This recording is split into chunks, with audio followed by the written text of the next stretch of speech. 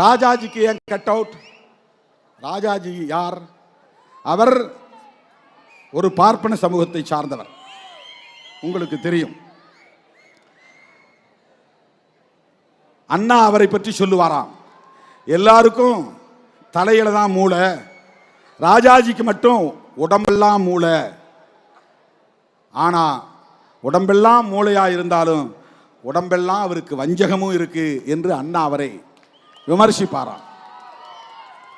அப்படிப்பட்ட ராஜாஜி சேலம் முனிசிபாலிட்டி தலைவராக இருந்தார். சேலத்திலிருந்து வந்திருக்க தம்பிங்களுக்கு தெரியும், சேலம் அவருடைய சொந்த ஊர். அங்க ஒரு நகராட்சி தலைவராக இருந்தார் 1937.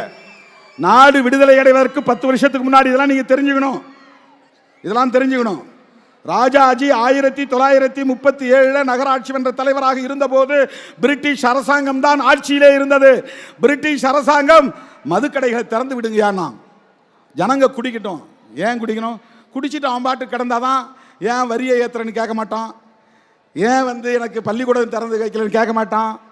மக்கள்கிட்ட எந்த உரிமை போராட்டமும் நடக்காது. அவன் பாட்டுக்கே குடிச்சிட்டு விழுந்து கிடப்பான். பொண்டாட்டி நடுத்தெருவில் நிற்பா, பிள்ளைங்க நடுத்தெருவில் நிற்கும். அவன் அப்பா குடிக்கிறத பார்த்துட்டு பிள்ளையும் குடிப்பான், புள்ள குடிக்கிறத பார்த்துட்டு அவன் பொண்டாட்டியும் குடிப்பா. இப்படி ஒரு சமூகம் அழியட்டும். இப்படியெல்லாம் ஒரு காலத்திலே ஆட்சியாளர்களுக்கு சூது இருந்தது, சூழ்ச்சி இருந்தது. அந்த காலத்தில் மதுக்கடைகளை திறக்க சொன்ன போது மதுக்கடைகளை திறக்க மாட்டேன் என்று தன்னுடைய நகராட்சி பகுதியிலே உறுதியாக நின்றவர் தான் யாரு? ராஜகோபாலாச்சாரியார் என்கிற ராஜாஜி. ஜீன்னா மரியாதையா சொல்றது, அவர் பேரு ராஜா, ராஜகோபால் ஆச்சாரியார். ஆச்சாரியார்னா அவர் சமூகத்தை சார்ந்த ஒரு சொல்லாடல். இது வைணவ மதத்தை சார்ந்தவர். திருமாலை கும்பிடுறவங்க, ஐயங்கார் நினைக்கிற அவர் ராஜகோபால் ஆச்சாரியார் மதுக்கடைகளை திறக்க மாட்டேன்னு அப்பவே 1937 சொன்னார். அதை நடைமுறைப்படுத்தினார். அதனால்தான் தோழர்களே, மதுக்கடைகளை மூட வேண்டும் என்று சொன்ன மூதறிஞர் ராஜாஜிக்கு இந்த மாநாட்டிலே கட் அவுட் வைத்திருக்கிறோம்.